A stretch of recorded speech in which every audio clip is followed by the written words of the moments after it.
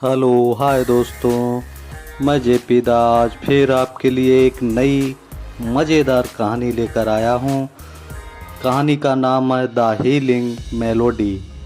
तो चलिए वीडियो शुरू करते हैं। एक बार की बात है, पहाड़ियों में बसे एक शांत छोटे गांव में लिली नाम की एक युवा महिला रहती थी। उसके पास आकाश जितना विशाल हृदय और एक मुस्कान थी जो सबसे अंधेरे दिनों को भी रोशन कर सकती थी। लेकिन अपने प्रसन्न चित्त स्वरूप के नीचे लिली पर एक भारी बोझ था। अपनी प्यारी दादी एलिजा की हानि। एलिजा लिली की सबसे मजबूत चट्टान थी जो उसके साथ हर वक्त साथ ही रहती थी और उसकी सबसे प्यारी दोस्त भी थी। वह एक विश्वसनीय रूप से प्रतिभाशाली संगीतकार थी और उसने लिली को वायलिन बजाने की कला सिखाने में घंटों बिताए थे। उनका घर हमेशा उन मधुर धुनों से भरा रहता था जो उन्होंने मिलकर बनाई थीं, जो उनके गहरे संबंध का प्रमाण हैं। लेकिन एक दुर्भाग्य दिन एलिजा बीमार पड़ गई। गांव के डॉक्टर ने भरसक प्रयास किया, लेकिन इसके बावजूद उसकी हालत बिगड़ती गई और एक दिन एलिजा की मृत्यु हो गई।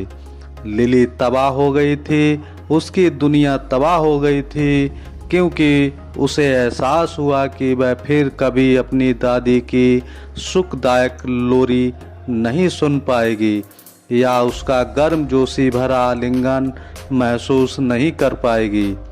जैसे ही मौसम बदला, लिली दुनिया से चली गई। उसने अपने वायलिन को बंद कर दिया। एलिजा के बिना बजाने का दर्द सहन करने में वह असमर्थ थी। उसके घर में कभी गूंजने वाली धुनें खामोश हो गईं। लिली का दिल दुख से भारी हो गया। एक ठंडी शाम को गांव के चौराहे पर टहलते समय लिली ने एक फीकी डरावनी ध्वनि सुनी। ध्वनि का अनुसरण करते हुए उसने पाया कि एक अजनबी लैंप पोस्ट के नीचे वायलिन बजा रहा है। उसका संगीत उसके अपने दुख की एक उदास प्रतिध्वनि था। रहस्यमय संगीतकार के पास पहुंचते ही लिली की आंखों में आंसू आ गए। उसका खेल सुंदर है, वह फुसफुसाई। अजनबी ने ऊपर देखा।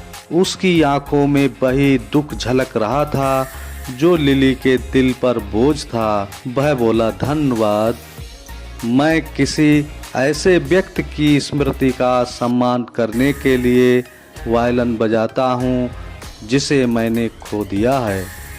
उत्सुक होकर लिली उसके पास बैठ गई और साथ में उन्होंने अपने वायलिन को बजने दिया। जैसे ही उनकी धुनें आपस में गूंजी, एक उल्लेखनीय बात घटी। लिली न केवल अजनबी से बल्कि अपनी दादी की आत्मा से भी जुड़ाव महसूस करने लगी। यह ऐसा था मानो एलिजा की उपस्थिति ने उन्हें घेर लिया हो और उनके संगीत का मार्गदर्शन कर रही हो। वे रात भर वायलिन बजाते रहे, अपना दुख साझा करते रहे और धीरे धीरे जिस दर्द ने लिली के दिल को जकड़ रखा था, उसने अपनी पकड़ ढीली करनी शुरू कर दी थी। यह एक रोचक अनुभव था, उन भावनाओं का विमोचन था जो बहुत लंबे समय से उनके अंदर फंसी हुई थी।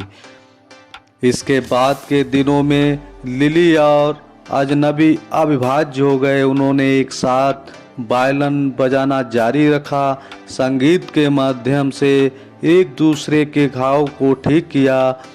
गांव जल्द ही उनके उगल गीतों से गूंज उठा और लिली और एलिजा का शांत घर एक बार फिर सबसे मधुर धुनों से भर गया। जैसे जैसे समय बीतता गया, लिली फिर से मुस्कुराने लगी। उसके दिल का दर्द गायब नहीं हुआ था, लेकिन यह एक खूबसूरत चीज में बदल गया था। अपनी दादी के साथ साझा किए गए प्यार के लिए एक श्रद्धांजलि थी। और अजनबी संगीत में उसे सत्तावना मिली।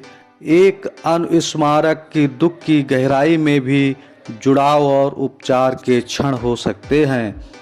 बरसों बाद लिली और अजनबी एक साथ वायलिन बजाते रहे।